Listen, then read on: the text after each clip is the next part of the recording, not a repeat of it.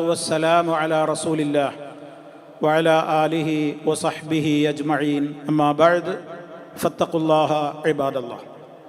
സ്നേഹമുള്ള സത്യവിശ്വാസികളെ, സഹോദരി സഹോദരന്മാരെ, സുഹൃത്തുക്കളെ, എന്തെല്ലാം ദുർന്യായങ്ങളാണ് അല്ലാഹു അല്ലാത്തവരെ വിളിച്ചു പ്രാർത്ഥിക്കുവാനുള്ള രേഖകളെന്നോണം പല മുസ്ലിയാക്കന്മാരും ഈ അടുത്ത ദിവസങ്ങളിലായി പ്രചരിപ്പിച്ചുകൊണ്ടിരിക്കുന്നത് എന്നത് കാണുമ്പോൾ മനസ്സ് വല്ലാതെ വേദനിക്കുകയാണ്, നൊമ്പരപ്പെടുകയാണ്. വിശുദ്ധ ഹജ്ജ് കർമ്മത്തിന് വേണ്ടി ലക്ഷങ്ങൾ പുണ്യഭൂമിയിലേക്ക് പോയിക്കൊണ്ടിരിക്കുന്ന ഈ സമയത്ത് പോലും റബ്ബല്ലാത്തവരെ വിളിച്ചു പ്രാർത്ഥിക്കുവാൻ വേണ്ടി ധാരാളക്കണക്കിന് ദുർന്യായങ്ങൾ ചമച്ചു വിട്ടുകൊണ്ടിരിക്കുന്നതിൽ മത്സരിച്ചു കൊണ്ടിരിക്കുകയാണ് ഓരോ മുസ്ലിയാക്കന്മാരും. ഈ അടുത്ത ദിവസം പൂക്കോട്ടൂർ സ്വദേശിയായ ഒരു വ്യക്തി നടത്തിയ ചില പ്രസംഗങ്ങൾ, ആ പ്രസംഗത്തിൻ്റെ ക്ലിപ്പുകൾ എൻ്റെ പല സുഹൃത്തുക്കളും എനിക്ക് അയച്ചു തന്നു. അദ്ദേഹം അതിൽ പറയുന്നത് മമ്പുറത്തെ തങ്ങളോട് പോയി സഹായം തേടുന്നതും മമ്പുറത്തെ മക്കാമിൽ പോയി പ്രാർത്ഥിക്കുന്നതുമൊക്കെ വലിയ രേഖകളുള്ള കാര്യമാണ് എന്ന നിലക്ക് അയാൾ ഒരായത്തോതുന്നുണ്ട്. ആ ആയത്തും അയാൾ സമർത്ഥിക്കുന്ന വിഷയവും തമ്മിൽ യാതൊരു ബന്ധവുമില്ല. അങ്ങനെയാണല്ലോ ഇവരെപ്പോഴും. വിശുദ്ധ ഖുർആൻ തന്നെ പറഞ്ഞിട്ടുണ്ട്, അല്ലാഹു അല്ലാത്തവരെ വിളിച്ചു പ്രാർത്ഥിക്കുവാൻ വേണ്ടി തെളിവുകൾ പരതുന്ന ആളുകൾക്ക് ഒരു തെളിവും കിട്ടുകയില്ല എന്ന് വിശുദ്ധ ഖുർആൻ തന്നെ പറഞ്ഞിട്ടുണ്ട്.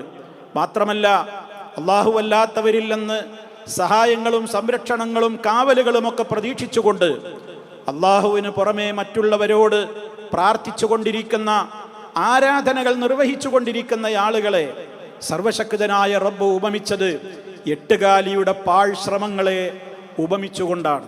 എട്ടുകാലി എന്ന് പറയുന്നത് ഒരു ദുർബലമായ ജീവിയാണ്. ആ ജീവി ഉണ്ടാക്കുന്ന വലയാണ് അതിൻ്റെ വീട്. ചൂടിൽ നിന്നും തണുപ്പിൽ നിന്നും മറ്റു അതിൻ്റെ ശത്രുക്കളുടെ ആക്രമണങ്ങളിൽ നിന്നുമൊക്കെ അതിന് സംരക്ഷണം നൽകും എന്ന് വിചാരിച്ചുകൊണ്ടാണ് എട്ടുകാലി വലയുണ്ടാക്കുന്നത്. പക്ഷേ ആ എട്ടുകാലി ദുർബലനാണ്, അതിനേക്കാൾ ദുർബലനാണ് ആ എട്ടുകാലി ഉണ്ടാക്കുന്ന വല. ഇതേപോലെ മുസ്ലിയാക്കന്മാർ ചില എട്ടുകാലി വലകളും കൊണ്ട് നടക്കുകയാണ്. അള്ളാഹുവിനോട് നേർക്ക് നേരെ വിളിച്ചു പ്രാർത്ഥിക്കണം, റബ്ബിനോട് മാത്രമേ പ്രാർത്ഥിക്കാവൂ. മരണപ്പെട്ടു പോയ ആളുകളെ വിളിച്ചുകൊണ്ട് പ്രാർത്ഥിക്കുന്ന ആ ഒരു രീതി ഇസ്ലാമിൽ ഒരിക്കലും അള്ളാഹുവിൻ്റെ റസൂല് പഠിപ്പിച്ചിരുന്നിട്ടില്ല. എന്നിട്ട് അതൊക്കെ സ്ഥാപിക്കാനാണ് ആയത്തുണ്ട്, കൃത്യമായ രേഖയുണ്ട് എന്നൊക്കെ പറഞ്ഞുകൊണ്ട് ആയത്തോരുന്നത്. എല്ലാ ആളുകളുടെ മനസ്സിലും പെട്ടെന്ന് ഓടിയെത്തുന്ന ഒരു കാര്യമാണ്, അള്ളാഹുവിനോട് നേരിട്ട് അങ്ങ് ചോദിച്ചാൽ പോരെ. എന്തിനാ പിന്നെ അതിന്റെ ഇടയ്ക്കൊരാളെ നിർത്തുന്നത്? നേരിട്ട് പടച്ചറപ്പിനോട് ചോദിക്കാൻ, അള്ളാഹുവിനോട് ചോദിക്കാൻ നമുക്ക് അവസരമുള്ളപ്പോ പിന്നെ ഔസുൽ ആലം അല്ലെങ്കിൽ മമ്പുറത്തെ തങ്ങള് ഇങ്ങനെയുള്ള മഹാന്മാരെ വലുതാക്കി വെച്ച് അവരെയും കൂടി കൂട്ടേണ്ട കാര്യം എന്താണ്? അള്ളാഹുവിന്റെ പരിശുദ്ധ ഖുർആൻ കൃത്യമായി പറഞ്ഞതാണ്, യാ അയ്യുഹല്ലദീന ആമനുത്തഖുല്ലാഹ വബ്തഗൂ ഇലൈഹിൽ വസീല.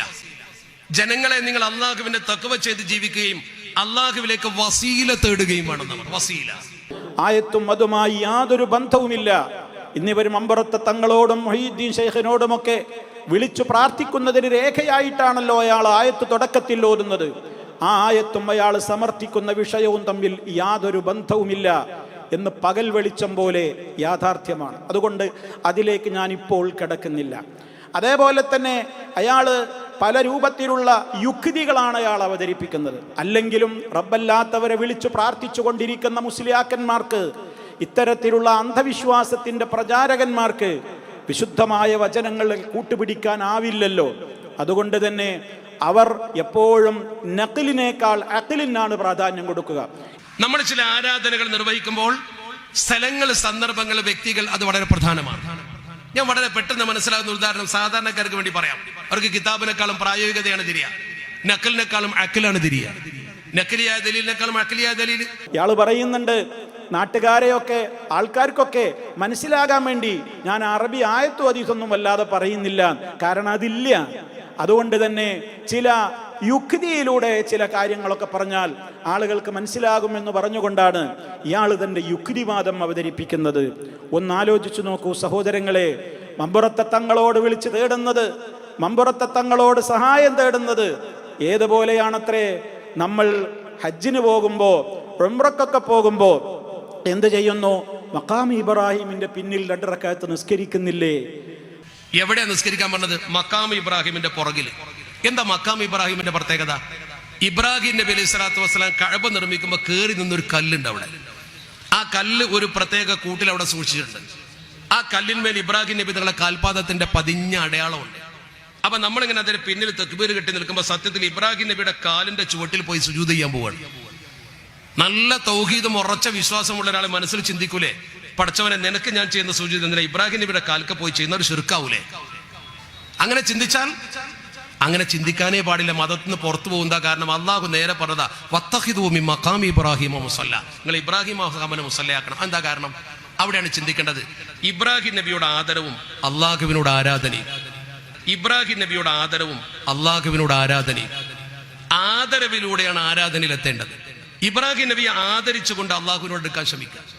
ഈ ഇബ്രാഹിം നബിക്കുള്ള സുജൂദ് ആരാധനയല്ല, അത് ആദരവ് മാത്രമാണ്. ഈ ആദരവിനെ ആരാധനയാക്കി ചിത്രീകരിച്ചതാണ് നമ്മുടെ സമൂഹത്തിലുണ്ടായ അപകടം. ഇബ്രാഹിം മക്കാമിന്റെ പിന്നിൽ 2 റക്അത്ത് നിസ്കരിക്കുമ്പോ നമ്മൾ ഇബ്രാഹിം നബിയുടെ കാൽപാദം പതിഞ്ഞ കാലിന്റെ ചോട്ടിൽ പോയി സുജൂദ് ചെയ്യുകയാണത്രേ. ആർക്കുള്ള സുജൂദ്?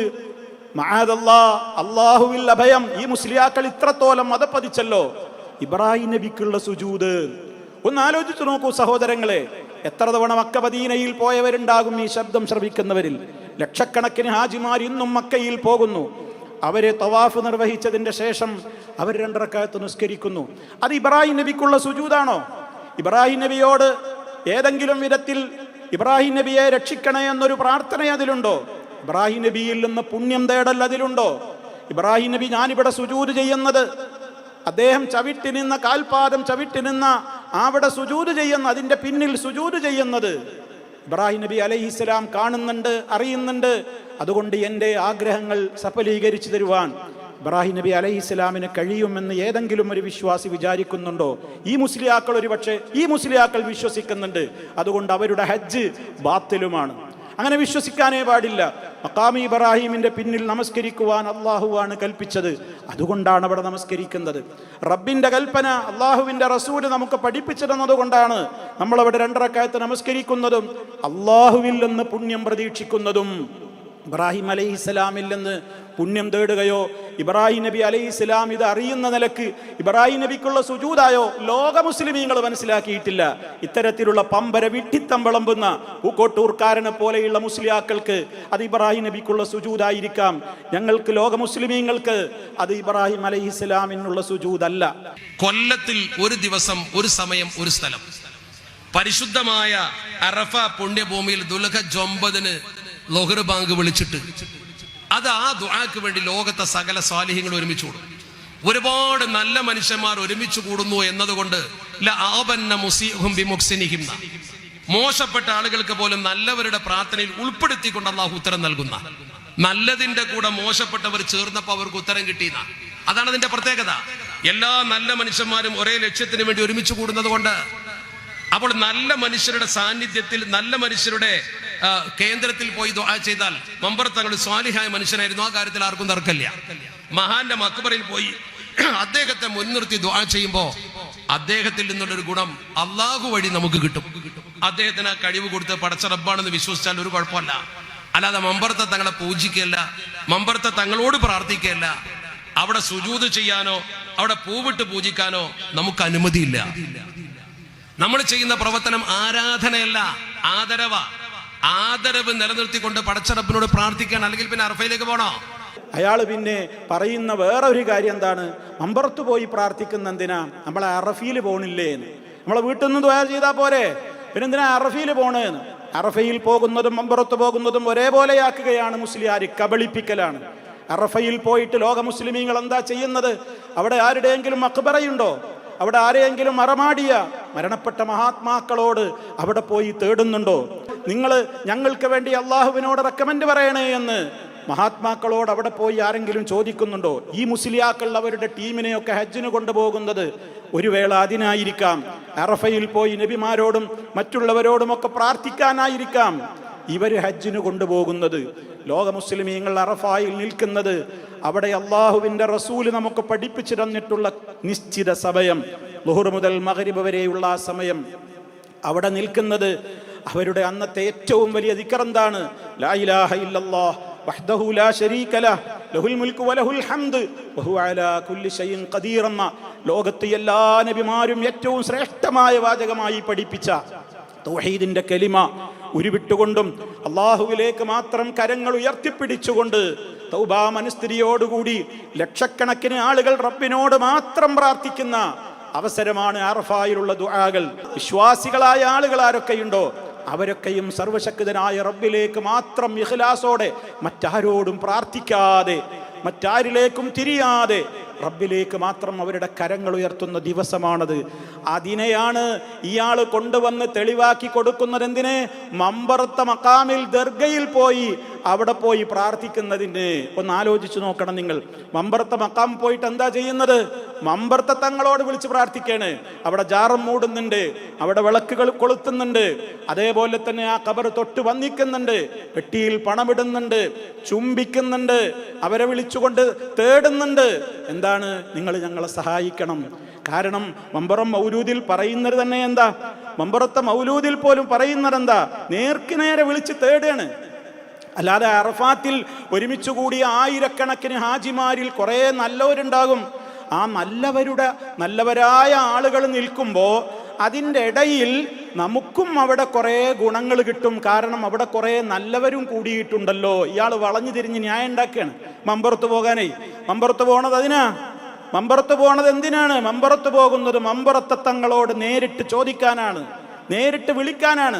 യാ നാസീറൻ ലിൽ ഇബാദി ഫീ മുസ്തരികിൽ ഇനാദി യാ മുഅ്തിയൻ ലിൽ മുറാദി സിദിയാനൈലൽ മറാമി. ഏത് ഉദ്ദേശങ്ങളെയും ഏത് അടിമകൾക്കും നൽകുന്നവനായ, സർവ അടിമകൾക്കും സഹായം നൽകുന്ന സഹായിയായ തങ്ങളെ, എൻ്റെ പ്രതീക്ഷ നിങ്ങളാണ്.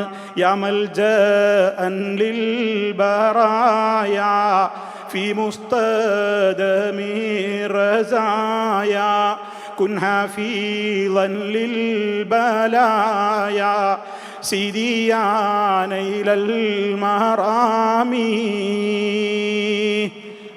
മമ്പറത്തെ തങ്ങളെ വിളിച്ച് തേടാണ്. മനുഷ്യ സമൂഹത്തിൻ്റെ മുഴുവൻ അഭയകേന്ദ്രമാണ് അങ്ങ്. പ്രതിസന്ധികളിലും പ്രയാസങ്ങളിലും നിങ്ങൾ ഞങ്ങൾക്ക് കാവല് തരണം, നിങ്ങൾ ഞങ്ങൾക്ക് കാവല് തരണം. രോഗം പറഞ്ഞു, പ്രയാസം പറഞ്ഞ് ബുദ്ധിമുട്ടിയിട്ടാണ് നിങ്ങളുടെ ഖബറുകൾ ഞങ്ങൾ വന്നിട്ടുള്ളത്. അതുകൊണ്ട് കുല്ലിയ സിദി മുഈന ഫീ കുല്ലി ഹാലിൻ കനീന. ഏതവസരത്തിലും എനിക്ക് നിങ്ങൾ സഹായിയാവണം. മിൻ കുല്ലി മിഹ്നിൻ ഖരീന സിദിയാനൈലൽ മറാമി. മമ്പർത്ത തങ്ങളോട്, മമ്പറം സൈദലവി തങ്ങളുടെ ദർഗയിൽ കയറി ചെന്നിട്ട് ചോദിക്കണം അവരുടെ, മമ്പർത്തപ്പാപ്പ എൻ്റെ രോഗം മാറ്റണം, പരീക്ഷണത്തിൽ നിന്ന് രക്ഷപ്പെടുത്തണം, എനിക്ക് അഭയം നൽകണം, എന്നെ സംരക്ഷിക്കണം എന്നിങ്ങനെ മമ്പറത്ത ദർഗയിൽ പോയിട്ട് അവിടെ പോയിട്ട് ചെയ്യുന്ന തനിച്ച ശിർക്കൻ പ്രാർത്ഥനയ്ക്ക് തെളിവാണ് പൂക്കോട്ടൂര് മുസ്ലിയാര് അറഫാത്തിൽ ലക്ഷക്കണക്കിന് ഹാജിമാര് നിന്ന് ദുആ ചെയ്യുന്നതിനോട് ഉപമിച്ചത്. അതാണ് ഇത്രയും മൂപ്പരിക്കുള്ള തെളിവ്. എന്തിനാണ് മുസ്ലിയാരെ നിങ്ങൾ ഇങ്ങനെ ജനങ്ങളെ കബളിപ്പിക്കുന്നത്? നിങ്ങളെപ്പോലെ വിവരമില്ലാത്ത അന്തം കമ്മികളാണ് ജനങ്ങളെന്ന് നിങ്ങൾ വിചാരിക്കുന്നുവോ? എല്ലാ കൗമിനെയും നിങ്ങൾക്ക് അങ്ങനെ പറ്റിക്കാൻ എന്നും ആവില്ല എന്ന തിരിച്ചറിവെങ്കിലും നിങ്ങളെപ്പോലെയുള്ള മുസ്ലിയാക്കൾക്കുണ്ടാകണം. പിന്നെ നിങ്ങളുടെ അടുത്ത ന്യായീകരണം എന്താണെന്നറിയോ? ഈ മമ്പർത്തെ തങ്ങളോട് പോയിട്ടാണ് വിളിച്ചാലാണ് പ്രാർത്ഥനയാവൊന്നുമില്ല. എന്തേ നിങ്ങൾക്ക് പ്രാർത്ഥന എന്ന് പറയാൻ പേടിയുണ്ടോ? പൂക്കോട്ടൂരെ നിങ്ങൾക്ക് വിളി എന്ന് പറയണ എന്താ പ്രാർത്ഥന എന്ന് പറയാൻ നിങ്ങൾക്കൊരു മനസാക്ഷി കുത്തുണ്ടോ നിങ്ങളുടെ ഗ്രൂപ്പിന്? ആ വേദനയൊന്നും നിങ്ങൾക്ക് വേണ്ട. നിങ്ങളുടെ പ്രസിദ്ധീകരണങ്ങളിൽ പലയിടങ്ങളിലും നിങ്ങൾ എഴുതി വിട്ടിട്ടുണ്ട് എന്ത്? അല്ലാഹു അല്ലാത്തവരോട് പ്രാർത്ഥിച്ചു എന്ന് തന്നെ. മമ്പറത്തെ തങ്ങളോട് പ്രാർത്ഥിച്ചു. മമ്പറത്തെ തങ്ങളോട് പ്രാർത്ഥിക്കുന്നില്ല എന്നല്ലേ പൂക്കോട്ടൂരെ നിങ്ങൾ പറയുന്നത്? എന്നാൽ നിങ്ങൾ കണ്ണു തുറന്നു വായിക്ക് നിങ്ങളുടെ പ്രസിദ്ധീകരണങ്ങളിൽ. കപ്പലിലുണ്ടായിരുന്ന യാത്രക്കാർ മമ്പറത്തെ തങ്ങളെ വിളിച്ചു പ്രാർത്ഥിച്ചു എന്നാണ് എഴുതി വെച്ചിട്ടുള്ളത്. നിങ്ങൾക്ക് നിഷേധിക്കാൻ കഴിയുമെങ്കിൽ ഒന്ന് കാണട്ടെ. എന്നിട്ട് ഇപ്പൊ പൂക്കോട്ടൂര് നല്ല വിള്ള ജമയാണ്, ഞങ്ങൾ വെറുതെ മമ്പറത്തെ എന്ന് വിളിക്കണുള്ളൂ, ഞങ്ങൾ പ്രാർത്ഥിക്കുന്നൊന്നുമില്ല. എന്നിട്ട് മൂപ്പരുടെ വക ഒരു ന്യായീകരണം. എന്താ ന്യായീകരണം? കേട്ടു നോക്കി. പിന്നെ വിളികളെല്ലാം പ്രാർത്ഥനയല്ലല്ലോ. ഒരാളെ നമ്മൾ വിളിച്ചു എന്ന് കരുതി എങ്ങനെ പ്രാർത്ഥനയാവുക? ആരാധനയുടെ ഉദ്ദേശത്തോടു കൂടി വിളിച്ചാൽ പ്രാർത്ഥനയാവും. എന്ന് പറഞ്ഞാൽ ആ വ്യക്തിക്ക് എന്നെ രക്ഷിക്കാനും ശിക്ഷിക്കാനും സ്വയം കഴിവുണ്ട് എന്ന് വിശ്വസിച്ചുകൊണ്ട് വിളിച്ചാൽ ലാ തദഉ മഅല്ലാഹി ഇലാഹൻ ആഖർ, അല്ലാഹുവിനല്ലാതെ ഒരു ഇലാഹിനെ വിളിക്കാൻ പറ്റൂല. ആ വിളിച്ചാൽ തെറ്റാ, നമ്മൾ അംഗീകരിക്കുന്നുണ്ട്. നേരെ മറിച്ച് നമ്മൾ മമ്പുറത്തങ്ങളെ എന്ന് വിളിക്കുമ്പോൾ അതിന്റെ അർത്ഥം എന്താണ്? മമ്പുറത്തങ്ങളെ പടച്ചോനാന്ന് ഏതെങ്കിലും ഒരു മനുഷ്യന്റെ മനസ്സിൽ വിശ്വാസം ഉണ്ടോ? മമ്പുറത്തങ്ങളെ എന്ന് വിളിച്ചാൽ ദീനിന്ന് പുറത്ത്, എന്നാൽ ചെറുപ്പത്തിലേ ദീനിന്ന് പുറത്ത് പോയിട്ടുണ്ട്. എന്താ കാരണം? വീണപ്പോഴൊക്കെ ഞാൻ വിളിച്ചത് എൻ്റെ അമ്മയെന്നാ. പടച്ചോനല്ലേ വിളിക്കണ്ടേ? അപ്പൊ നമ്മൾ മനസ്സിലാക്കേണ്ട ഏറ്റവും പ്രധാനപ്പെട്ട കാര്യം എന്താ? അവിടെ നമ്മൾ വിളിക്കുന്നത് ഉമ്മ ദൈവമാണെന്നോ മമ്പുറത്തങ്ങൾ ദൈവമാണെന്നോ വിശ്വസിച്ചുകൊണ്ടല്ല, മറിച്ച് നമ്മൾ ആ വിളിക്കുന്നത് ഒരു ആദരവിന്റെ, അള്ളാഹു കൊടുത്ത കഴിവ് കൊണ്ട് ആ മഹാന് നമ്മളെ ശരിക്ക് സംരക്ഷിക്കാൻ കഴിയുമെന്ന ഒരു ബോധത്തിൽ നിന്ന് ഉത്ഭൂതമായതാ. അല്ലാതെ അദ്ദേഹം ദൈവമാണ് അല്ലെങ്കിൽ ദൈവം കൊടുക്കാത്ത എന്തോ പ്രത്യേക കഴിവുണ്ട് എന്ന് കരുതിക്കൊണ്ടല്ല. ഈ ഒരു തത്വശാസ്ത്രം നമ്മൾ മനസ്സിലാക്കി കഴിഞ്ഞാൽ വിഷയങ്ങളൊക്കെ തീരും. ഈ ഒരു തത്വം ഇങ്ങനെ സമൂഹത്തിൽ ചില്ലറ അഭിപ്രായാന്തരങ്ങൾ പടർന്ന് നമ്മുടെ ചില ചെറുപ്പക്കാർ അത് ശരിയാണെന്ന് ചിന്തിച്ച് അല്പം ഒരു വിദ്യാസമ്പന്നനാകുമ്പോഴേക്കും പഴയ പുരോഗതി അല്ലെങ്കിൽ അധോഗതി ഇതൊക്കെ അവർ വിലയിരുത്തുന്നത് മതപരമായ ചിഹ്നങ്ങളിലൂടെയാണ്. മതപരമായ പഴമ മുറുകെ പിടിച്ചാൽ പഴഞ്ചനായി എന്നൊരു തോന്നല. ആ തോന്നലിൽ നിന്ന് ഉത്ഭൂതമായ ചില നവീന പ്രവർത്തനങ്ങളാണ് നമ്മുടെ ചെറുപ്പക്കാർ അതിലേക്ക് ആകർഷിക്കുന്നത്. അല്ലാതെ അവർ രണ്ടിനെ കുറിച്ച് ആഴത്തിൽ പഠിച്ചതുകൊണ്ടല്ല. അവിടെ എന്താ അയാൾ പറയണത്? അത് എല്ലാ ഒരു വിളി എന്നുള്ളത് കൊണ്ട് പ്രാർത്ഥനയോ. എന്നിട്ട് മൂപ്പര് പറയണേ, ഇവിടെ മമ്പുറത്ത് തങ്ങളെ വിളിക്കുമ്പോൾ അത് പ്രാർത്ഥനയാവണമെങ്കിൽ എന്ത് വേണം? ആരാധനയുടെ ഉദ്ദേശത്തോടെ വിളിച്ചാൽ പ്രാർത്ഥനയാവും. അത് മമ്പുറത്ത് തങ്ങൾ പടച്ചോനാണ്. സ്വന്തമായിട്ട് അള്ളൊന്നും കൊടുക്കാത്തൊരു കഴിവ് മമ്പർത്തങ്ങൾക്കുണ്ട് എന്നൊക്കെയുള്ള വിശ്വാസത്തോടെ മമ്പർത്തങ്ങളെ വിളിച്ചാലേ അതെന്താവുള്ളൂ? മമ്പർത്തങ്ങൾക്കുള്ള പ്രാർത്ഥനയും ആരാധനയൊക്കെ ആവുള്ളൂ. അപ്പോൾ അള്ള പറഞ്ഞതുപോലെ വലാത്തതു മഅല്ലാഹി ഇലാഹൻ ആഖറ, അള്ളാഹുവിൻ്റെ കൂടെ നിങ്ങൾ വേറെ ഇലാഹിനെ നിങ്ങൾ വിളിച്ച് പ്രാർത്ഥിക്കരുത്. അത് ഞങ്ങളും അംഗീകരിക്കുന്നുണ്ട്. ഞങ്ങൾ മമ്പർത്തങ്ങൾ പടച്ചോനാണെന്നോ അല്ലെങ്കിൽ പടച്ചോൻ കൊടുക്കാത്തൊരു കഴിവ് മമ്പർത്തങ്ങൾക്ക് ഉണ്ടെന്നോ ഞങ്ങളാരും വിശ്വസിക്കുന്നില്ല. അത് ഏതുപോലെയുള്ളൂ? അങ്ങനെയാണെങ്കിൽ ഇപ്പം ഞാനൊക്കെ ചെറുപ്പത്തിലേ കാഫറായിട്ടുണ്ടാകുന്നു. പൂക്കോട്ടൂർ മൗലവി പറയാണ്, ഞാനൊക്കെ ചെറുപ്പത്തിലേ കാഫറായിട്ടുണ്ടാകുന്നു. എന്താണ്? മൂപ്പര് ചെറുപ്പത്തിൽ തന്നെ എന്തെങ്കിലുമൊക്കെ വിഷമം ഉണ്ടാകുമ്പോൾ എൻ്റെ അമ്മേ എന്നാണ് ഇത്ര വിളിക്കാറുള്ളത്. അപ്പം എൻ്റെ അമ്മേന്ന് എല്ലാവരും വിളിക്കാറുണ്ടല്ലോ. അപ്പം അതെന്താ? ഉമ്മ ദൈവമാണെന്ന് വിശ്വസിക്കുന്നുണ്ടോ? ഇല്ല. ഉമ്മാക്ക് ദൈവം കൊടുക്കാത്ത കഴിവുണ്ട് എന്ന് വിശ്വസിക്കുന്നുണ്ടോ? ഇല്ല. അതേപോലെ ഞങ്ങൾ മമ്പർത്തങ്ങളേന്ന് വിളിക്കുമ്പോഴൂന്ന്. എന്തിനാണ് മുസ്ലിയാരെ നിങ്ങൾ ഈ കബളിപ്പിക്കുന്നത്? ഈ കബളിപ്പിക്കൽ എന്തിനാണ് മുസ്ലിയാരെ? എത്ര കാലമായി നിങ്ങളിത് തുടങ്ങിയിട്ട്? നിങ്ങൾക്കൊന്നും വേറെ പണിയില്ലേ? നിങ്ങൾ സാധാരണക്കാരായ ആളുകൾക്ക് മനസ്സിലാകുന്ന നിലക്ക് യുക്തി പറഞ്ഞു തന്നതാപ്പത്. എൻ്റെ അമ്മയെന്ന് വിളിക്കണമായിരി അത്ര മമ്പർത്തങ്ങളേന്നും ബദരീങ്ങളേന്നും മുഹീദ്ദീൻ ശൈഖേന്നൊക്കെ വിളിക്കണത് എൻ്റെ അമ്മാന്ന് വിളിക്കും പോലെയാണ്. നിങ്ങളെ ഇതേ അസുഖം തന്നെയാണ് ആ വേറൊരാൾ ഒരു തങ്ങളുണ്ടല്ലോ, ഖലീൽ ബുഖാരി എന്ന് പറയുന്ന ആ മനുഷ്യനും ഇതേപോലെ ഒരു ഹജ്ജ് ക്ലാസ് എടുക്കാൻ വേണ്ടി കപ്പലിൽ വരുമ്പോൾ ബദരീങ്ങളേന്ന് വിളിച്ച് ആർക്കണം എന്തിനാന്ന് ഗൾഫിൽ നിന്ന് ഒരാൾ ചോദിച്ചപ്പോൾ അയാൾ കൊടുത്തൊരു മറുപടി ഇതന്നെയായിരുന്നു. ഞാൻ എൻ്റെ അമ്മേന്ന് വയറുവേദന വരുമ്പോൾ വിളിക്കുന്നുണ്ട്, അതേപോലെയുള്ളൂ. അതിന് നമ്മൾ കൊടുത്തൊരു മറുപടി ഉണ്ട് കാസർഗോഡ് ഫാമിലി കോൺഫറൻസിൽ. അത് നിങ്ങൾ കേൾക്കുന്നത് നല്ലതാണ്. ഇതേ അസുഖം തന്നെയാണ് അയാൾക്കും ഉണ്ടായത്, ന്യായം അയാളും ഒന്നെന്നെ പറഞ്ഞത്. അപ്പം ഇതേ രൂപത്തിലുള്ള മറുപടി തന്നെയാണ് ഈ പൂക്കോട്ടൂരിനോടും പറയാനുള്ളത്. ഇനി പൂക്കോട്ടൂരെ നിങ്ങൾ എൻ്റെ അമ്മേന്ന് വിളിക്കുമ്പോൾ നിങ്ങളെ നീയത്തെന്താ? എൻ്റെ ഉമ്മ ഞാൻ എവിടെ നിന്ന് വിളിച്ചാലും എൻ്റെ വിളി കേൾക്കും, എന്നെ കാണും. എൻ്റെ വിളി കേട്ടിട്ട് എൻ്റെ ഉമ്മ വിളിച്ചാൽ കേൾക്കുന്ന ദൂരത്തല്ലെങ്കിലും മരിച്ചു പോയാലും ഒക്കെ എൻ്റെ അമ്മേന്ന് വിളിച്ചാൽ എൻ്റെ അമ്മ അത് കേൾക്കുന്നുണ്ട്, വിളിക്കുന്ന എന്നെ കാണുന്നുണ്ട്, എൻ്റെ ആഗ്രഹങ്ങൾ അറിയുന്നുണ്ട്, എൻ്റെ കാര്യങ്ങൾ സാധിപ്പിച്ചു തരാൻ എൻ്റെ അമ്മക്ക് കഴിവുണ്ട് എന്ന് വിശ്വസിച്ചുകൊണ്ടാണോ പൂക്കോട്ടൂരെ നിങ്ങളൊക്കെ എൻ്റെ അമ്മേന്നൊക്കെ വിളിക്കാറുള്ളത്? എന്നാൽ നിങ്ങൾക്ക് അടുത്ത ശിർക്കിൽ തന്നെയാണ്. അങ്ങനെയാണോ നിങ്ങളൊക്കെ അമ്മാനെ വിളിക്കണം? ഞങ്ങളാരും അങ്ങനെ എൻ്റെ അമ്മേന്ന് വിളിക്കുമ്പോൾ ഞങ്ങൾക്ക് ആർക്കും ആ വിശ്വാസമല്ല. എന്നാൽ നിങ്ങൾ മമ്പറത്തെ തങ്ങളേന്ന് വിളിച്ച് പ്രാർത്ഥിക്കുമ്പോൾ നിങ്ങളുടെ മനസ്സിൽ എന്താണുള്ളത്? മമ്പറത്തെ തങ്ങൾ കടലിൽ രക്ഷപ്പെടുത്തും, കരയിലും രക്ഷപ്പെടുത്താൻ മമ്പറത്തെ തങ്ങളാണ്, കടലിലും രക്ഷപ്പെടുത്തുന്നത് മമ്പറത്തെ തങ്ങളാണ്, പാപം പൊറുക്കുന്നത് മമ്പറത്തെ തങ്ങളാണ്. അതല്ലേ നിങ്ങൾ മമ്പറത്തെ തങ്ങളോട് തേടുന്ന കവിതകളില്ലേ? തെറ്റുകുറ്റം മൂത്ത പാപിയുടെ ഹൃത്തടത്തെ കുറ്റമറ്റതാക്കിടണേ മമ്പുറത്തെ മുത്തേ. മമ്പർത്ത തങ്ങളെ വിളിച്ചിട്ട് തേടുകയാണ് പാട്ടിലൂടെ. തെറ്റുകുറ്റം മൂത്ത പാപിയാണ് ഞാൻ, എൻ്റെ ഹൃദയത്തിൽ ധാരാളം തെറ്റുകളുടെ കറ കുമിഞ്ഞുകൂടിയിട്ടുണ്ട് മമ്പർത്തപ്പാപ്പാ, അതുകൊണ്ട് എൻ്റെ ഹൃദയത്തെ ഒന്ന് കുറ്റമറ്റതാക്കിടണേ മമ്പുറത്തെ മുത്തേ എന്ന് പറഞ്ഞ മമ്പർത്ത തങ്ങളെ വിളിച്ച് തേടാണ്. നിങ്ങളുടെ വിശ്വാസം എന്താ? എൻ്റെ അമ്മേന്ന് വിളിക്കുന്ന പോലെ. അപ്പൊ എൻ്റെ അമ്മേന്ന് വിളിക്കുമ്പോൾ നിങ്ങളെ വിശ്വാസം ഈ മമ്പർത്തപ്പാപ്പ കേൾക്കും പോലെ എവിടുന്ന് വിളിച്ചാലും കേൾക്കും കാണും. അതല്ലേ മമ്പർത്ത തങ്ങളെ കുറിച്ച് നിങ്ങളുടെ വിശ്വാസം? ആ വിശ്വാസത്തോടെയാണോ നിങ്ങൾ മമ്പർത്ത തങ്ങളെ വിളിക്കുന്നത്? അത് കടുത്ത ശിർക്ക് തന്നെയാണ്, യാതൊരു സംശയവുമില്ല. നിങ്ങൾ എന്ത് ന്യായീകരിച്ചിട്ടും കാര്യമില്ല. എന്നിട്ട് അതിന് പിന്നെ നിങ്ങൾ ഹജറുൽ അസ്വദിന്റെ അടുത്തുള്ള പ്രാർത്ഥന പോലെ, അതുപോലെ തന്നെ പിന്നെ ഈ അറഫാത്തിൽ വെച്ചുള്ള പ്രാർത്ഥന പോലെ, അതേപോലെ തന്നെ ഈ ഇബ്രാഹിം മഖാമിന്റെ പിന്നിൽ നിസ്കരിക്കുന്ന നിസ്കാരത്തോടൊക്കെ ഉപമിക്കുന്നുവെങ്കിൽ പരലോകത്തെ പേടിച്ചോളൂ പൂക്കോട്ടൂർ അടക്കമുള്ള മുസ്ലിയാക്കളെ എന്നേ നിങ്ങളോട് പറയാനുള്ളൂ. ഇത് അള്ളാന്റെ ദീനാണ്. ഈ ദീന് തൊട്ട് നിങ്ങൾ കളിക്കരുത്. നിങ്ങൾ അള്ളാഹു അല്ലാത്തവരെ വിളിച്ചു പ്രാർത്ഥിച്ചാലേ ഉത്തരം കിട്ടാൻ എളുപ്പം അതാണെന്ന് പഠിപ്പിക്കുന്ന ടീമാണ് പൂക്കോട്ടൂരെ നിങ്ങൾ അടക്കമുള്ളവർ. നിങ്ങൾക്ക് നിഷേധിക്കാൻ കഴിയോ? നിങ്ങളുടെ തട്ടകത്തിലുള്ള ഒരു ഫൈസിയല്ലേ ഖുർആൻ വ്യാഖ്യാനം എന്ന പേരിൽ എഴുതിവിട്ടിട്ടുള്ള ഒരു വ്യാഖ്യാനത്തിൽ ആയത്തിന് പോലും പച്ച നുണാർത്ഥം കൊടുത്തത്? അള്ളാഹുവിനോട് നമ്മൾ നേർക്ക് നേരെ ചോദിക്കുന്നവർക്ക് ഉത്തരം കിട്ടൂല. പിന്നെ എന്തു വേണം? ആദ്യം നബിയോട് ചോദിക്കണം. നബിയോട് ചോദിക്കാതെ നേരിട്ട് അള്ളാഹുവിനോട് ചോദിക്കുന്നവർക്ക് ഉത്തരം കിട്ടൂല, അള്ളാഹു അവരോട് അടുക്കുകയില്ല എന്ന് പച്ച മലയാളത്തിൽ നിങ്ങളുടെ ഗ്രൂപ്പിൽപ്പെട്ട ഫൈസി എഴുതി വിട്ടിട്ടുണ്ട്. നിങ്ങൾ ഒരു ഫൈസി അല്ലേ പൂക്കോട്ടൂരെ? നിങ്ങൾക്ക് നിഷേധിക്കാൻ കഴിയോ? നിങ്ങളുടെ നയം എന്താണ് ആ ഫൈസി എഴുതിയതിനെ കുറിച്ച്? അള്ളാഹുവിനോട് ചോദിക്കുന്നതിനേക്കാൾ ഉത്തരം കിട്ടുവാൻ ഏറ്റവും ഉത്തമം മഹാത്മാക്കളോട് ചോദിക്കലാണെന്ന് നിങ്ങളുടെ ടീമിൽപ്പെട്ട ആളുകൾ എഴുതിവിടുന്നു. നിങ്ങളുടെ നയം എന്താണ് അറിയാൻ ഞങ്ങൾക്ക് കൗതുകമുണ്ട്.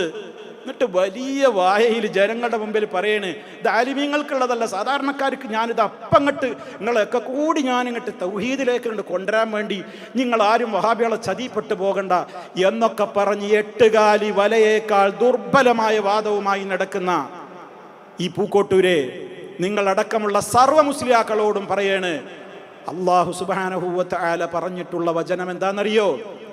റബ്ബല്ലാത്ത ഇലാഹുകളെ നിങ്ങൾ പറയപ്പോൾ ഞങ്ങൾ ഇലാഹാക്കുന്നില്ല, ഞങ്ങൾ ദൈവാന്ന് വിശ്വസിക്കുന്നില്ല. എവിടെ നിന്ന് വിളിച്ചാലും എപ്പോൾ വിളിച്ചാലും ആര് വിളിച്ചാലും കേൾക്കാനും കാണാനും അറിയാനും ഉത്തരം ചെയ്യാനും കഴിവുള്ള ഒരൊറ്റ ശക്തി ഏതുണ്ടോ ആ ശക്തിയാണ് ഇലാഹ്. ആ കഴിവ് മറ്റാർക്കെങ്കിലും നിങ്ങൾ വകവെച്ചു കൊടുത്താൽ ആ ശക്തിയെ നിങ്ങൾ ഇലാഹാക്കി, ഞങ്ങൾ ഇലാഹാക്കിയിരിക്കുന്നു എന്ന് എഴുതി ഒപ്പിട്ടിട്ട് വിളിക്കൊന്നും വേണ്ട. നിങ്ങൾ ആ പ്രവൃത്തി ചെയ്താൽ തന്നെ അവരെ ഇലാഹാക്കലായി. ഉദ്ദേശങ്ങൾ പൂർത്തീകരിക്കണം ഉപ്പാപ്പ. നിരാശരാക്കിയത് ഉപ്പാപ്പ. ഇവിടെ വരാൻ ഒരുപാട് തവണ വരാൻ ഞങ്ങൾക്ക് തൗഫീഖ് നൽകണം.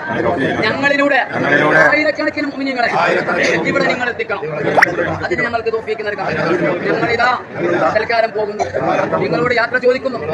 മരണം വരെയും മരണസമയത്തും മരണാനന്തരം ഖബറിലും പാർത്ഥിക ലോകത്തും നിങ്ങൾ ഞങ്ങളോടൊപ്പം ഉണ്ടാകണം. ഞങ്ങൾക്ക് വേണ്ടതൊക്കെ വേണ്ടുന്ന സമയങ്ങളിൽ ഞങ്ങൾക്ക് നിങ്ങൾ തരണം. നിങ്ങളല്ലാതെ ഞങ്ങൾക്ക് തരാൻ ആരാണുണ്ട്? ഞങ്ങളെ കൈവടിയല്ലോ ഉപ്പാപ്പ, ഞങ്ങൾ ഒഴിവാക്കി വിടല്ലോ ഉപ്പാപ്പ, ഞങ്ങൾ ചോദിച്ചു തരണേ ഉപ്പാപ്പ. അസ്സലാമു അലൈക യാ വലിയല്ലാഹ്, അസ്സലാമു അലൈക യാ വലിയല്ലാഹ്, അസ്സലാമു അലൈക യാ വലിയല്ലാഹ്, അസ്സലാമു അലൈക യാ വലിയല്ലാഹ്, അസ്സലാമു അലൈക്കും, അസ്സലാമു അലൈക്കും യാ ഖൗമിൽ മുഅ്മിനീൻ. പിന്നെ മൂപ്പര് വലിയ ന്യായം പറഞ്ഞാൽ എന്താണെന്നറിയോ? മമ്പർത്തങ്ങളെ വിളിക്കുമ്പോൾ അത് പ്രാർത്ഥനയും അവരെ ദൈവാക്കലൊക്കെ ആവണമെങ്കിൽ എന്ത് വേണം? പടച്ചോനാന്ന് വിശ്വസിക്കണം, അല്ലെങ്കിൽ ദൈവം കൊടുക്കാത്ത കഴിവ് ഉമ്മാക്കും മമ്പർത്തങ്ങൾക്കൊക്കെ ഉണ്ട് എന്ന് വിശ്വസിക്കണം എന്ന്. എന്നാലോ എന്താ മുസ്ലിയാർ സമർത്ഥിക്കുന്നത്? ഇവർക്കൊക്കെ അള്ള കൊടുത്ത കഴിവുകൊണ്ട് സഹായിക്കുന്നതാണ് വിശ്വാസം എന്ന് വളരെ കൃത്യമായി പൂക്കോട്ടൂര് പറയുന്നൊരു വാചകം കേട്ടോളൂ. എന്താ അയാളെ വിശ്വാസം? അവിടെ നമ്മൾ വിളിക്കുന്നത് ഉമ്മ ദൈവമാണെന്നോ മമ്പർത്തങ്ങൾ ദൈവമാണെന്നോ വിശ്വസിച്ചുകൊണ്ടല്ല, മറിച്ച് നമ്മൾ ആ വിളിക്കുന്നത് ഒരു ആദരവിന്റെ, അള്ളാഹു കൊടുത്ത കഴിവ് കൊണ്ട് ആ മഹാന് നമ്മളെ ശരിക്ക് സംരക്ഷിക്കാൻ കഴിയുമെന്ന ഒരു ബോധത്തിൽ നിന്ന് ഉത്ഭൂതമായതാ. അല്ലാതെ അദ്ദേഹം ദൈവമാണ് അല്ലെങ്കിൽ ദൈവം കൊടുക്കാത്ത എന്തോ പ്രത്യേക കഴിവുണ്ട് എന്ന് കരുതിക്കൊണ്ടല്ല. ഈ ഒരു തത്വശാസ്ത്രം നമ്മൾ മനസ്സിലാക്കി കഴിഞ്ഞാൽ വിഷയങ്ങളൊക്കെ തീരും. ഈ ഒരു തത്വം ഇങ്ങനെ സമൂഹത്തിൽ ചില്ലറ അഭിപ്രായാന്തരങ്ങൾ പടർന്ന് നമ്മുടെ ചില ചെറുപ്പക്കാർ അത് ശരിയാണെന്ന് ചിന്തിച്ച് അല്പം ഒരു വിദ്യാസമ്പന്നനാകുമ്പോഴേക്കും പഴയ പുരോഗതി അല്ലെങ്കിൽ അധോഗതി ഇതൊക്കെ അവർ വിലയിരുത്തുന്നത് മതപരമായ ചിഹ്നങ്ങളിലൂടെയാണ്. മതപരമായ പഴമ മുറുകെ പിടിച്ചാൽ പഴഞ്ചനായി എന്നൊരു തോന്നല. ആ തോന്നലിൽ നിന്ന് ഉത്ഭൂതമായ ചില നവീന പ്രവർത്തനങ്ങളാണ് നമ്മുടെ ചെറുപ്പക്കാർ അതിലേക്ക് ആകർഷിക്കുന്നത്. അല്ലാതെ അവർ രണ്ടിനെ കുറിച്ച് ആഴത്തിൽ പഠിച്ചതുകൊണ്ടല്ല. എന്താ അയാൾ പറഞ്ഞത്? അള്ളാഹു കൊടുത്ത കഴിവ് കൊണ്ട് ആ മഹാൻ നമ്മളെ സംരക്ഷിക്കാൻ കഴിയുമെന്ന് ഒരു ബോധത്തിൽ നിന്നാണ്, അതല്ലാതെ ആ ബോധത്തിൽ നിന്നാണ് ഞങ്ങൾ അവരെ വിളിച്ച് തേടുന്നത്. അല്ലാതെ അവർ ദൈവമാണെന്നോ ദൈവം കൊടുക്കാത്ത കഴിവുണ്ടോന്നോ കരുതിയിട്ടല്ല, വിശ്വസിച്ചിട്ടല്ല. ഇതാണ് മനസ്സിലായ സർവ്വ പ്രശ്നമാണ് തീരുന്നു. വെറുതെ ചെറുപ്പക്കാരെ നിങ്ങളൊന്നും വഹാബികളെ പിന്നാലെ തെറ്റിദ്ധരിച്ചിട്ട് മുജാഹിദുകളുടെ പിന്നാലെ പോകണ്ടെന്നാണ് ഇയാൾ പ്രസംഗത്തിന്റെ അവസാന ഭാഗം പറയുന്നത്. ഓ സഹോദര, നിങ്ങളടക്കമുള്ള മുസ്ലിയാക്കളോട് പറയാണ്, നിങ്ങളുടെ ഇതേ ന്യായമാണ് അറേബ്യൻ മുശ്രിക്കുകളും പറഞ്ഞത്. അറേബ്യൻ മുശ്രിക്കുകൾ അള്ളാഹു അല്ലാത്തവരെ വിളിച്ചു പ്രാർത്ഥിച്ചിരുന്നു. ആ പ്രാർത്ഥിച്ചിരുന്ന അറേബ്യൻ മുശ്രിക്കുകൾ അവർ തെൽബിയത്ത് ചൊല്ലിയിരുന്നു. അറേബ്യൻ മുശ്രിക്കുകൾ തെൽബിയത്ത് ചൊല്ലിയിരുന്നത് എങ്ങനെയാണ്? ലബ്ബൈക ലാ ശരീക ലക എന്ന് പറഞ്ഞിട്ടാ തുടങ്ങിയിരുന്നത്. നിനക്ക് യാതൊരു പങ്കാളിയുമില്ല, നിന്റെ വിളിക്കുത്തരം ചെയ്തുകൊണ്ടിതാ ഞങ്ങൾ വന്നിരിക്കുന്നു. അത് കേൾക്കുമ്പോൾ മുഹമ്മദ് മുസ്തഫ സല്ലല്ലാഹു അലൈഹി വസല്ലം പറയും, വൈലക്കും ഖദ്, നിങ്ങൾക്ക് നാശം, അവിടെ നിർത്തിക്കോ, സ്റ്റോപ്പ്. നിങ്ങൾ പറയില്ലേ? കാരണം അള്ളാഹിൻ്റെ റസൂൽ വരെ തെൽബിയത്ത് ഇടക്ക് കേൾക്കുന്നുണ്ട്. കാരണം ഇനി ചൊല്ലാൻ പോകുന്ന വരി ഈ പൂക്കോട്ടൂർക്കാരനും അതുപോലെ തന്നെ മറ്റേ ബുഖാരിയൊക്കെ പറയുന്ന ന്യായാണ്. അന്നത്തെ മുശ്രിക്ക് പറഞ്ഞ ന്യായം അതാ പറയാൻ പോകുന്നത്. എന്താ അവർ പറയുന്നത്? നിനക്കൊരു പങ്കാളിയുണ്ട്, ആ പങ്കാളി സ്വന്തമായി കഴിവുണ്ടെന്ന് ഞങ്ങൾ വിശ്വസിക്കുന്നില്ല. ഈ പൂക്കോട്ടൂരൊക്കെ പറഞ്ഞതുപോലെ മൂപ്പരെന്താ പറഞ്ഞത്? ദൈവമാണെന്നോ ദൈവം കൊടുക്കാത്ത കഴിവുണ്ടെന്നോ വിശ്വസിച്ചാലേ പ്രാർത്ഥനയാവുള്ളൂ എന്ന്. എന്നാൽ മുശ്രിക്കുകൾ പറഞ്ഞാൽ എന്താണ്? ആ പങ്കാളി ദൈവമല്ല. എങ്ങനത്തെ ദൈവമല്ല? സ്വന്തം കഴിവുള്ള ദൈവമാണെന്ന് ഞങ്ങൾ വിശ്വസിക്കുന്നില്ല. ഹുവലക, ആ പങ്കാളി നിന്റേതാണ്. തംലികുഹു വമാ മലക, ആ പങ്കാളിക്ക് എന്തെല്ലാം കഴിവുകളുണ്ടോ അതൊക്കെ നീ കൊടുത്തതാണ്. വമാ മലക, ആ പങ്കാളിക്ക് സ്വന്തമായിട്ടൊരു കഴിവില്ല. അതല്ലെങ്കിൽ ആ പങ്കാളിക്ക് എന്തെങ്കിലും ഒരു കഴിവുണ്ടെങ്കിൽ അതൊക്കെ നീ കൊടുത്തതാണ്. അവര് പടച്ചവന്മാരല്ല, അവര് പടച്ചവൻ കൊടുക്കാത്ത കഴിവുള്ളവരല്ല എന്ന വിശ്വാസത്തോടെയാണ് ഞങ്ങൾ അവരെ സങ്കല്പിക്കുന്നത് എന്ന് പറഞ്ഞപ്പോൾ അള്ളാഹുവിൻ്റെ റസൂൽ എന്തിനാ അവരോട് നിങ്ങൾക്ക് നാശം എന്ന് പറയുന്നത്? തരക്കേടില്ല, നിങ്ങൾ നല്ല സുന്നത്ത് ജമാഅത്തിന്റെ മെമ്പർമാരാണ്, അള്ളാഹ് കൊടുത്ത കഴിവെന്നല്ലേ ചോദിക്കുന്നത് എന്ന് പറഞ്ഞോ? മുസ്ലിയാരെ നിങ്ങൾ വ്യക്തമാക്കണം എന്ന് പറഞ്ഞോ? പറഞ്ഞില്ല. മറിച്ച് നബി സല്ലല്ലാഹു അലൈഹി വസല്ലമ അതിനെ കഠിനമായി എതിർക്കുകയാണ് ചെയ്തിട്ടുള്ളത്. അതുകൊണ്ട് തന്നെ അതേ വിശ്വാസം നിങ്ങൾ ഇപ്പോൾ ഇവിടെ യുക്തിവാദമായിട്ട് വിളമ്പാണ്. നാടന്മാർക്ക് മനസ്സിലാകുന്ന അഖിൽ വിളമ്പിയതാ. അപ്പോൾ നിങ്ങൾ എന്ത് അള്ളാഹ് കൊടുക്കാത്ത കഴിവിൽ നിന്ന് ഞങ്ങൾ ചോദിക്കുന്നില്ല, കൊടുത്തതിൽ നിന്നാ ചോദിക്കുന്നത്. അതന്നെ അബൂജഹൽ അടക്കമുള്ള മുശ്രിക്കുകളും ചോദിച്ചത്. അള്ളാഹു കൊടുത്ത കഴിവ് തന്നെ അവരും ചോദിച്ചത്. അന്നത് ശിർക്കായില്ലേ? അള്ളാഹിന്റെ റസൂൽ അത് ഗൗരവത്തോടെ എതിർത്തില്ലേ? അതുകൊണ്ടാണ് ആ റസൂലുള്ളാഹിനെ മഹബത്ത് വെക്കുന്ന അവിടുത്തെ പിൻഗാമികളായ ഞങ്ങളും നിങ്ങളെ ചോദ്യം ചെയ്യുന്നത്. മുസ്തഫ അവരെ ചോദ്യം ചെയ്തതുകൊണ്ട്, അവരെ ശക്തമായി എതിർത്തതുകൊണ്ട്, ആ റസൂലിനെ സ്നേഹിക്കുന്നത് കൊണ്ട്, മഹബത്തുള്ളത് കൊണ്ട് ഇന്നത്തെ മുസ്ലിമീങ്ങൾ നിങ്ങളുടെ ഈ ന്യായത്തെ തകർക്കുന്നു, ചോദ്യം ചെയ്യുന്നു, നിശിതമായി വിമർശിക്കുന്നു. അതുകൊണ്ട് ഇതൊന്നും പറഞ്ഞിട്ട് അറഫീൽക്ക് പോകലും മഖാം ഇബ്രാഹിമിൻ്റെ അവിടുത്തെ നിസ്കാരവും ഹജറുൽ അസ്വദിൻ്റെ അടുക്കുന്ന അള്ളാഹിനോട് പ്രാർത്ഥിക്കലും ഇതൊന്നും പറഞ്ഞിട്ട് നിങ്ങൾക്ക് മമ്പർത്തങ്ങളെ രക്ഷിക്കണേ, ബദരീങ്ങളെ കാക്കണേ, ഔസുൽ ആലമേ, മുഹീദ്ദീൻ ശൈഖേ, മടവൂരെ രക്ഷിക്കണേ എന്നൊന്നും പറയാൻ ഈ വക സൽക്കർമ്മങ്ങളെ നിങ്ങളുടെ ശിർക്കിൻ്റെ ആലയത്തിലേക്ക് കൊണ്ടുപോയി ദയവായി കെട്ടരുത്. ദയവായി നിങ്ങൾ അത് അവിടെ കൂട്ടിക്കെട്ടിയിട്ട് നിങ്ങളുടെ ശിർക്ക് സ്ഥാപിക്കാൻ നിൽക്കരുത്. നിങ്ങൾക്ക് തെളിവില്ല എന്ന് അള്ളാഹ് പറഞ്ഞതാണ്. ഫലാ ബുർഹാന ലഹു, അള്ളാഹു അല്ലാത്തവരെ വിളിച്ച് പ്രാർത്ഥിക്കുന്നവർക്ക് തെളിവുണ്ടാവില്ല. എട്ടുകാലി വലയേക്കാൾ ദുർബലമായ യുക്തിവാദം കൊണ്ട് നടക്കലല്ലാതെ നിങ്ങൾക്ക് രക്ഷയില്ല. അതുകൊണ്ട് വിവേകബുദ്ധിയുള്ള ആളുകൾ, വിവേകമുള്ള ആളുകൾ കാര്യങ്ങൾ മനസ്സിലാക്കുവാനുള്ള കൃത്യമായ നിലക്ക് പ്രമാണങ്ങളിലൂടെ, ഇയാൾ പറഞ്ഞ മാതിരി യുക്തിവാദത്തിലൂടെയല്ല, അഖ്ലിലൂടെയല്ല, നഖ്ലിലൂടെ, പ്രമാണങ്ങളിലൂടെ ഇസ്ലാമിനെ പഠിക്കുക, പിന്തുടരുക, റഹ്മാനായ റബ്ബിനോട് മാത്രം പ്രാർത്ഥിക്കുക. നമ്മുടെ നേതാവ് മുഹമ്മദ് മുസ്തഫ സല്ലല്ലാഹു അലൈഹി വസല്ലമിനോട് റബ്ബ് കൽപ്പിച്ചതാണ്, ഖുൽ ഇന്നമാ അദ്ഉ റബ്ബി വലാ ഉശ്രികു ബിഹി അഹദാ. പറയൂ നബിയേ, ഞാൻ എൻ്റെ റബ്ബിനോട് മാത്രമേ വിളിച്ചു ദുആ ചെയ്യുകയുള്ളൂ, പ്രാർത്ഥിക്കുകയുള്ളൂ. വലാ ഉശ്രികു ബിഹി അഹദാ, അവനിൽ ഞാൻ ഒരാളെയും പങ്കു ചേർക്കുകയില്ല. ആ ശുദ്ധമായ തൗഹീദിലേക്ക് എല്ലാവരും ആ രൂപത്തിൽ അതിൻ്റെ പ്രചാരകരും പ്രബോധകരുമായിക്കൊണ്ട് മാറുക. റഹ്മാനായ റബ്ബ് തെറ്റിദ്ധരിച്ചിട്ടുള്ള ആളുകൾക്കൊക്കെ സൽപാന്താവിലേക്ക് തിരിയുവാനുള്ള ഏറ്റവും വലിയ തൗഫീഖ് നൽകി അനുഗ്രഹിക്കുമാറാകട്ടെ. റബ്ബന ആതിനാ ഫിദ്ദുനിയാ ഹസന വഫിൽ ആഖിറതി ഹസനതൻ വഖിനാ അദാബന്നാർ വൽഹംദുലില്ലാഹി റബ്ബിൽ ആലമീൻ. അല്ലാഹുമ്മ സ്വല്ലി അലാ മുഹമ്മദിൻ വഅലാ ആലി മുഹമ്മദ്. വസ്സലാമു അലൈക്കും വറഹ്മത്തുള്ളാഹി വബറകാതുഹു.